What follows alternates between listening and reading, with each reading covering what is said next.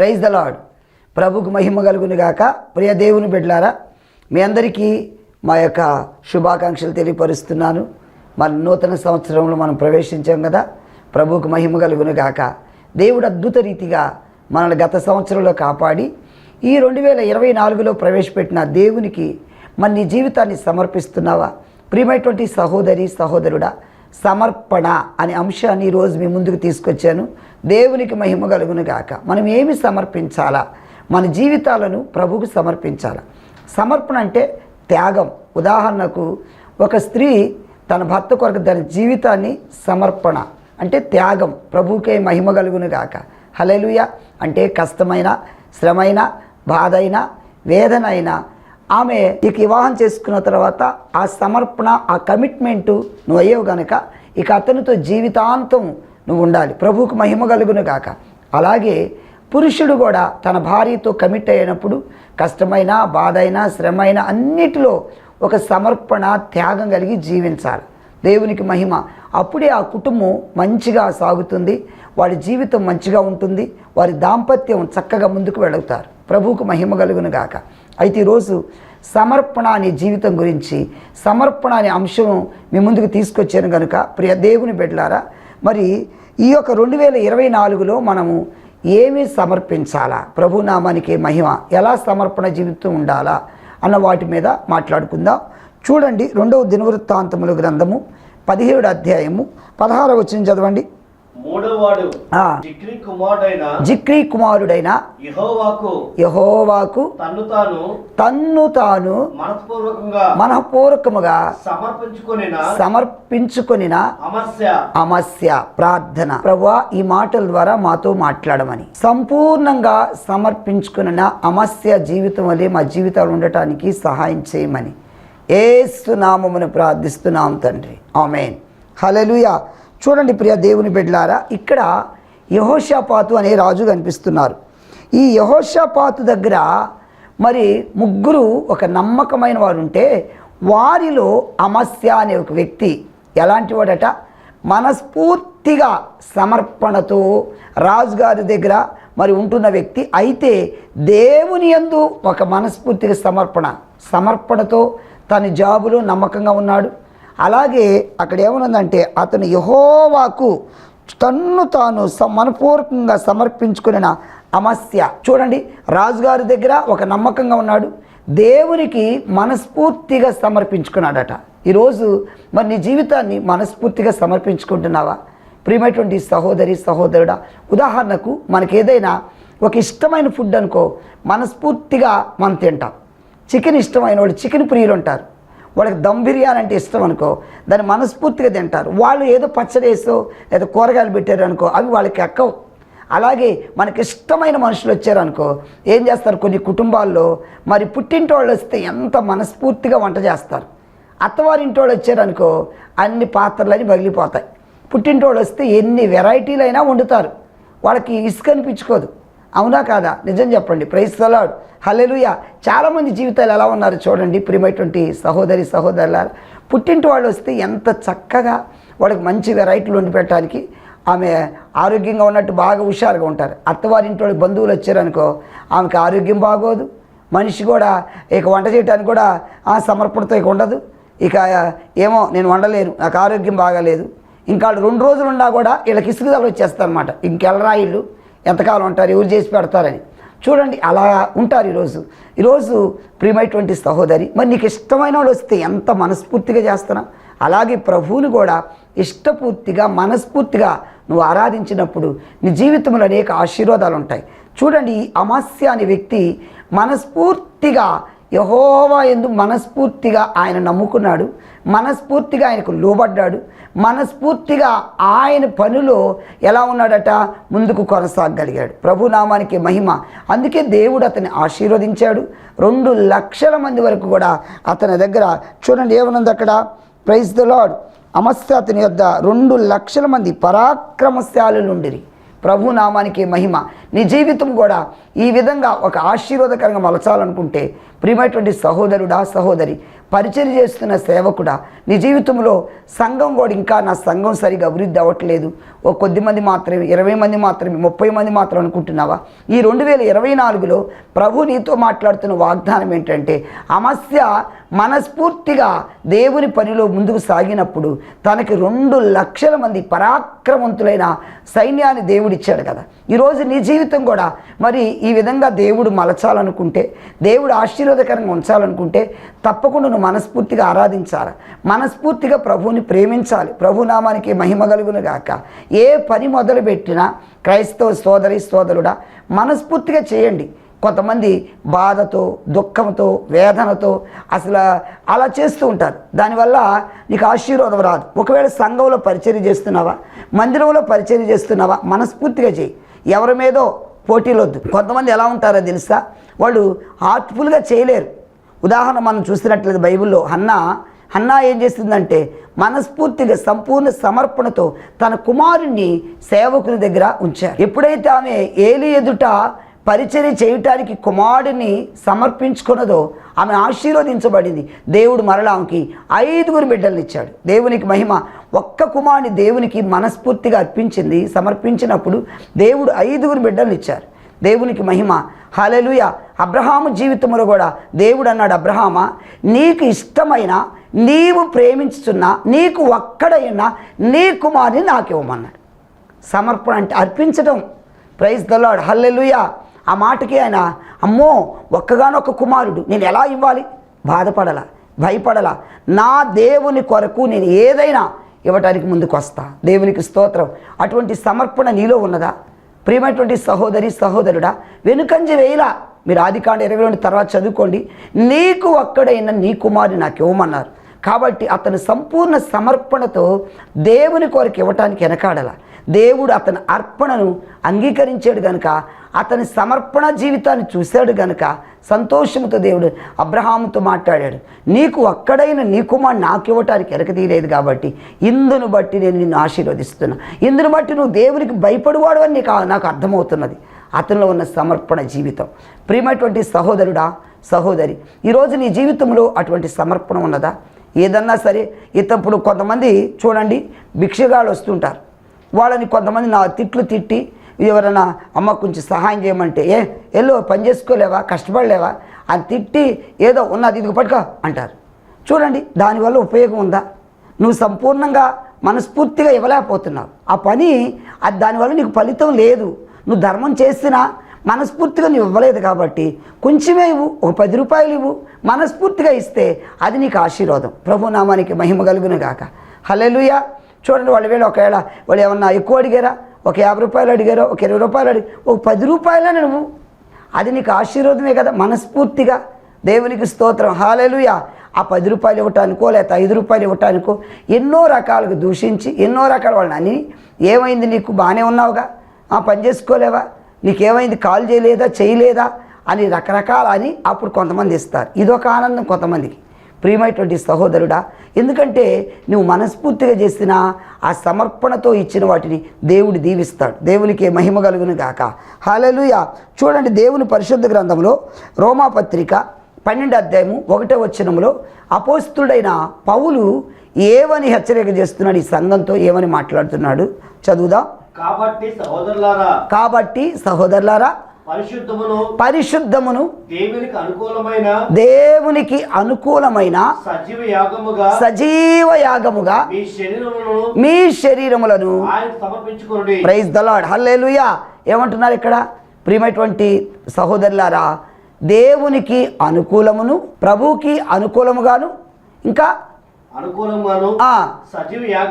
సజీవ యాగముగా మీ శరీరమును దేవునికి మహిమ కలుగును గాక. ఎలాగంట? కాబట్టి సహోదరులారా, ఇక్కడ మాట్లాడుతున్న మాట ఎలాగంట? సజీవ యాగముగా మీ శరీరాలను ప్రభువుకు సమర్పించమంటున్నాడు. దేవునికి మహిమ కలుగును గాక. అంటే ఈ దేహముతో దేవుని మహిమపరచాలి. ఈ దేహము దేవుని యొక్క ఆలయం.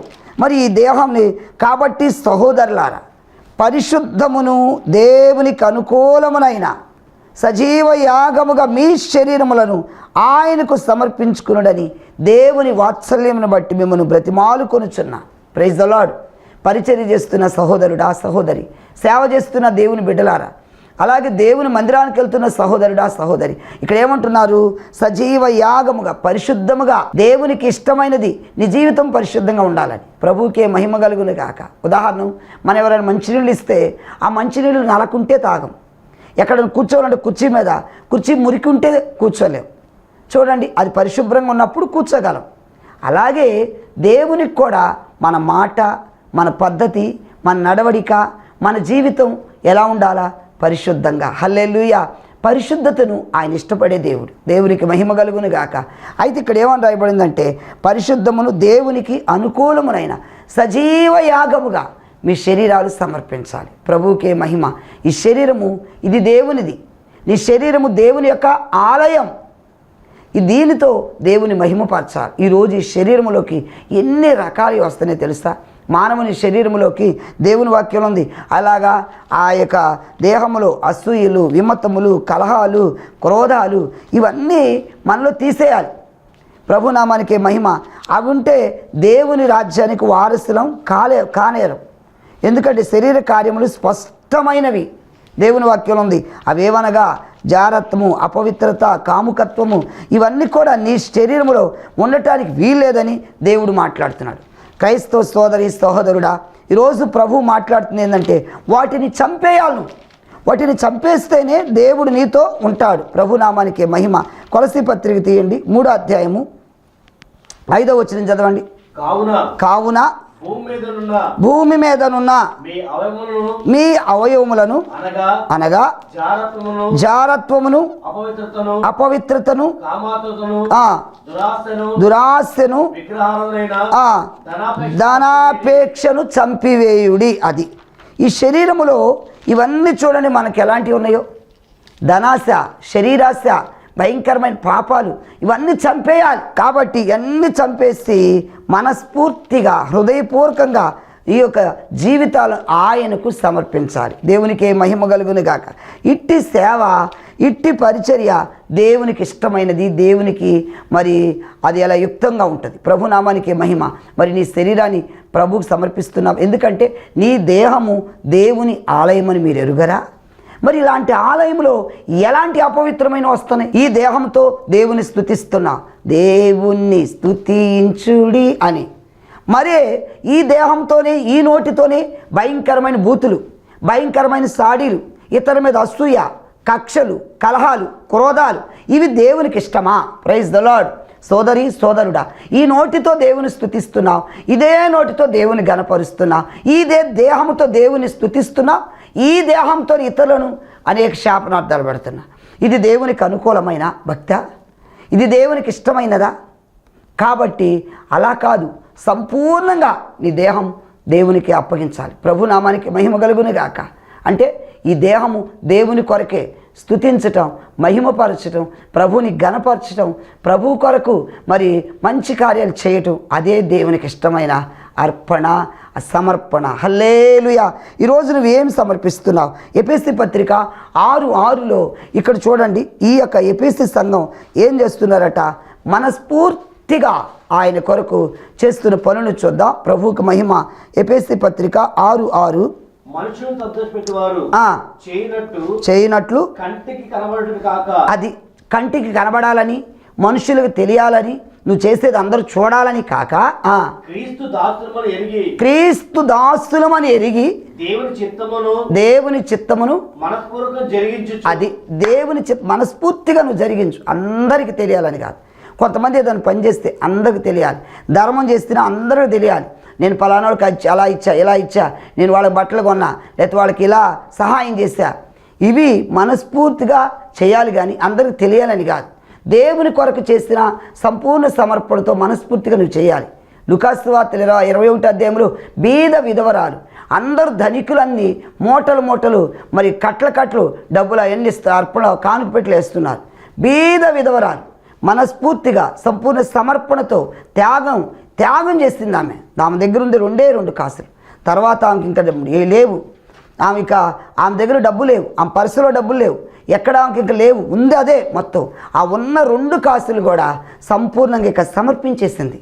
అయ్యో, ఇప్పుడు ఈ 2 కాసులు ఇస్తే నా పరిస్థితి ఏంటి? ఎలాగా?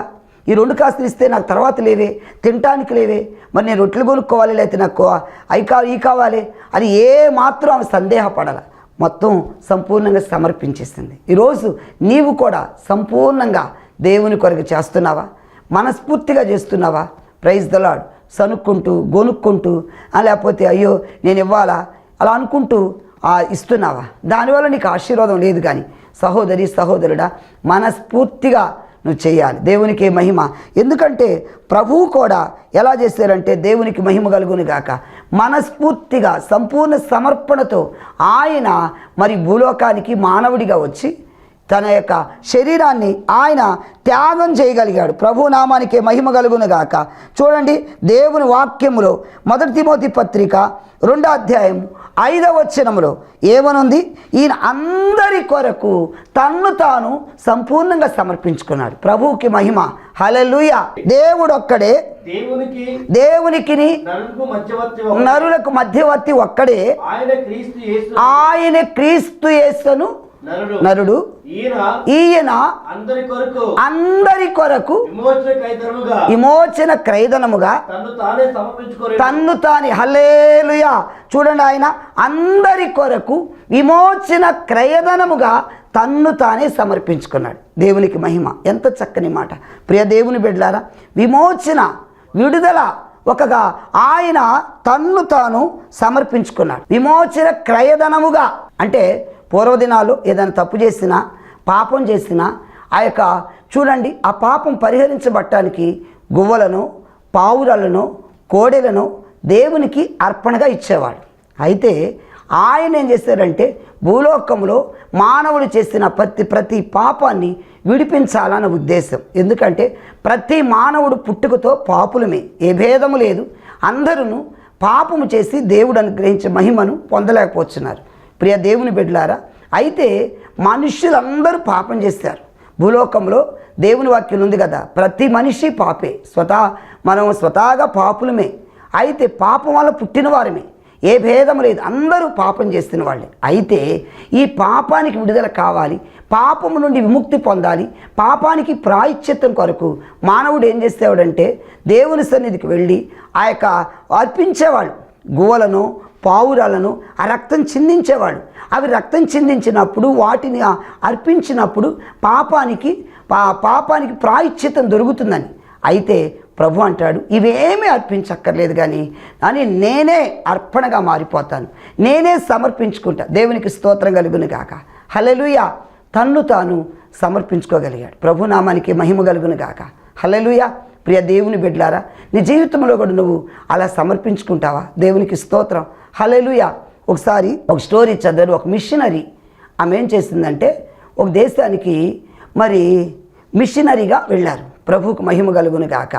ఆమె మయన్మారు అనే ప్రాంతంలో ఒక మిషనరీగా ఆమె ఏం చేసిందంటే దేవుని సువార్త పనిచేయాలని మరి ఆస్ట్రేలియా దేశం నుండి ఒక మిషనరీగా వెళ్ళారు.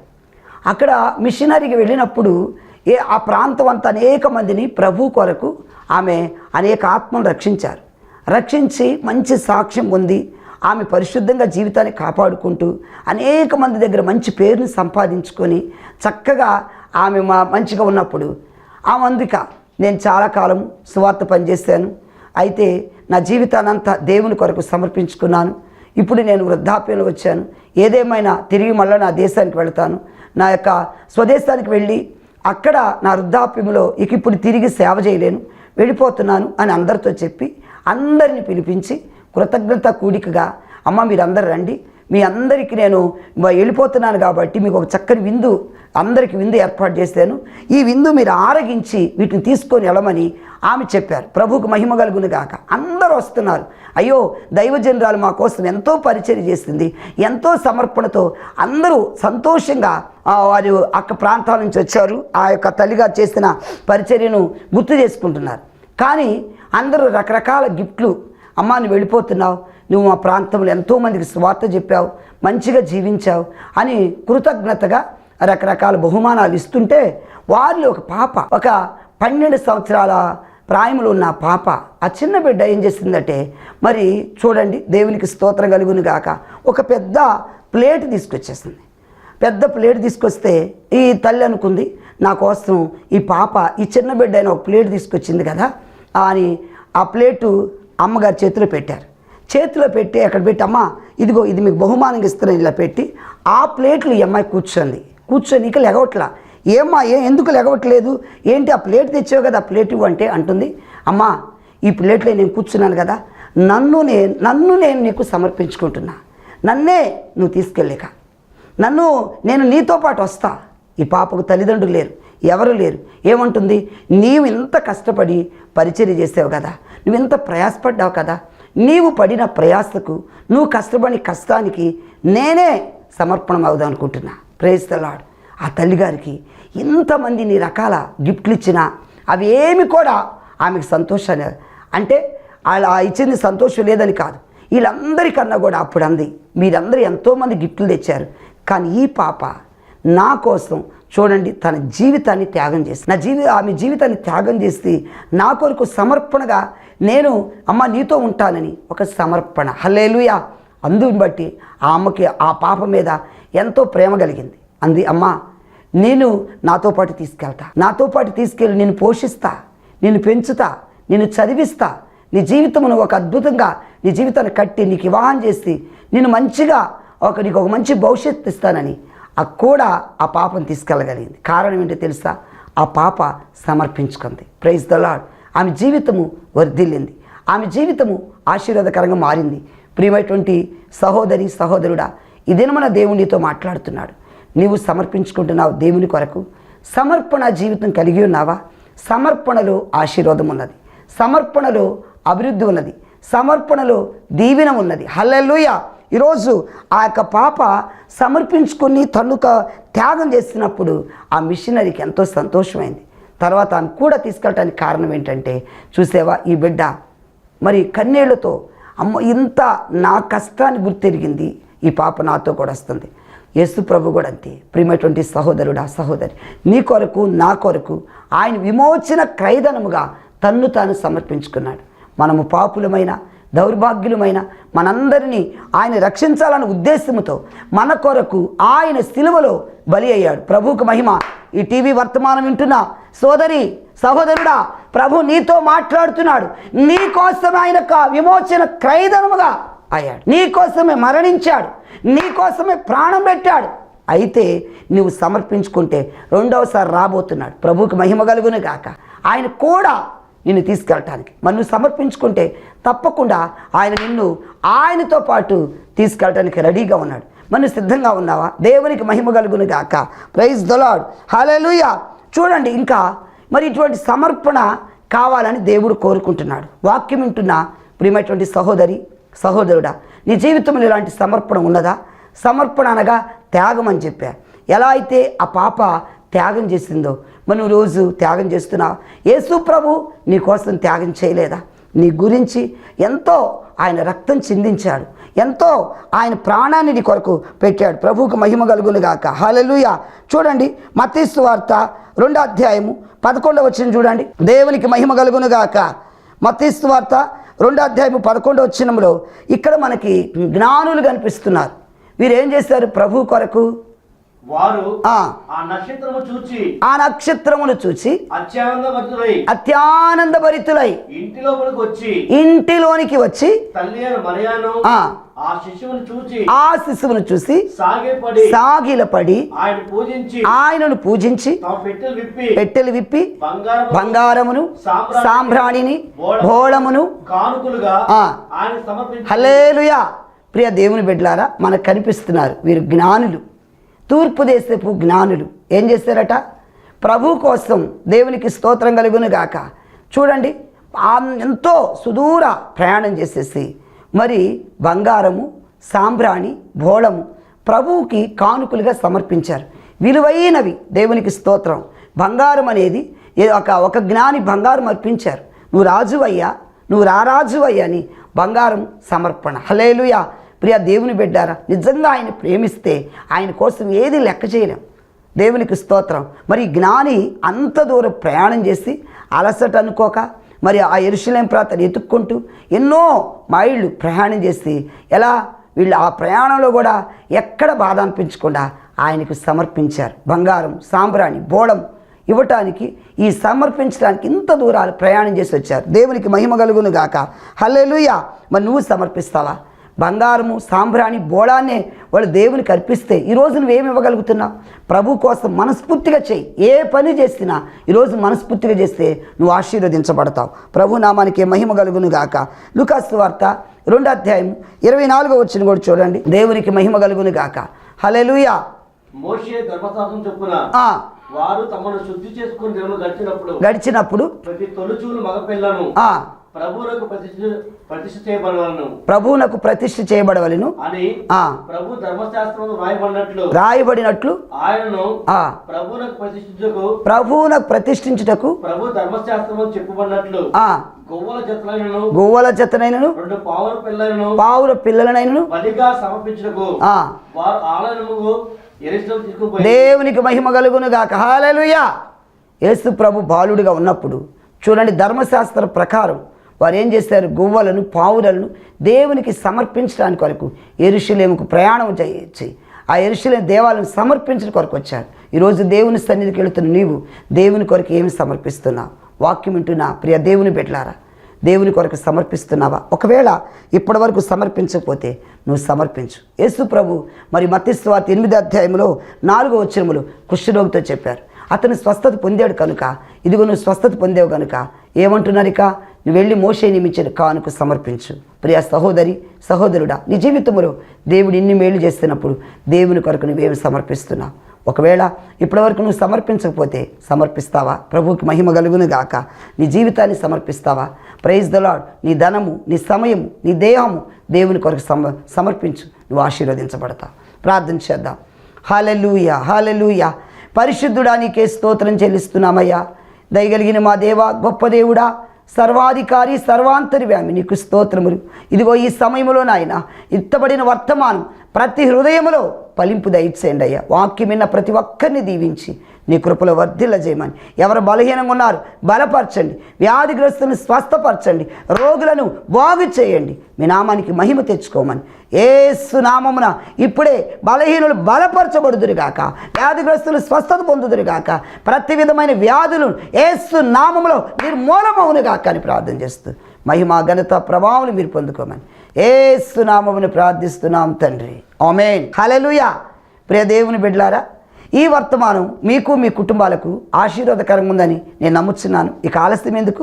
తప్పకుండా మీ సంతోషాన్ని మాకు తెలియపరచగలరు. ప్రియ దేవుని బిడ్డలారా, ఈ కార్యక్రమం మేమెంతో విశ్వాసంతో, భారంతో ముందుకు నడిపిస్తున్నాం. ఈ కార్యక్రమం ద్వారా దేవుడు నీతో మాట్లాడితే తప్పకుండా మీరు మాకు ఫోన్ చేయొచ్చు. ఎనీ టైం మీకోసం ప్రార్థించడానికి నేను సిద్ధంగా ఉన్నా. ఒకవేళ నేను ఈ టైంలో విదేశాలు వెళ్తున్నాను, ఈ వారం ఒక ఫోను పనిచేయకపోవచ్చు. పనిచేయలేదని మరి ఎందుకో ఇలాంటి ఫోన్లు ఇచ్చి అనుకోవద్దు. మరలా ఒక వారం తర్వాత మరలా నా ఫోన్ పనిచేస్తుంది. దేవునికి స్తోత్రం. అప్పుడు మీరు మరలా ప్రయత్నం చేయండి. ఫోను మీకోసం నేను తప్పకుండా ఆ తర్వాత ఫోన్లో మాట్లాడుతాను. Praise the lord. మీ ప్రార్థన అవసరతల కొరకు తప్పకుండా ప్రార్థిస్తాం. ప్రియ దేవుని బిడ్డలారా, ఈ కార్యక్రమానికి మీ వంతు మీరు కూడా సహాయ సహకారాలు అందించాలనుకుంటున్నారా? తప్పకుండా మీరు కూడా ఈ స్క్రీన్ మీద ఉన్న నెంబర్లకి మరి ప్రయత్నం చేయొచ్చు. ఫోన్పేలు ఉన్నాయి. తప్పకుండా మీరు మీ విరాళాలు, కానుకలు పంపాలంటే పంపించవచ్చు. దేవునికి మహిమ. మరి అలాగే యూట్యూబ్ ఛానల్ కూడా మాకుంది, చందోలు మోషే అని. మీరు యూట్యూబ్లో టైప్ చేస్తే మా వాక్యాలన్నీ వస్తాయి. తప్పకుండా మీరు షేర్ చేయండి, లైక్ చేయండి, సబ్స్క్రైబ్ చేయండి. దేవుడు మిమ్మల్ని, మీ కుటుంబాలను ఆశీర్వదించును గాక. మీ ప్రార్థన అవసరతలకు నా అడ్రస్ పాస్టర్ చందోలు మోషే, మన్నా ప్రార్థన మందిరం, లంబాడిపేట, విజయవాడ, రాముల వీధి. నా ఫోన్ నెంబర్ 9703467777. ప్రభుకు మహిమ కలుగును గాక. దేవుడు మిమ్ములను, మీ కుటుంబాలను ఆశీర్వదించును గాక. మరలా కలుద్దాం. అప్పటి వరకు సెలవు. God bless you. Please do subscribe my channel.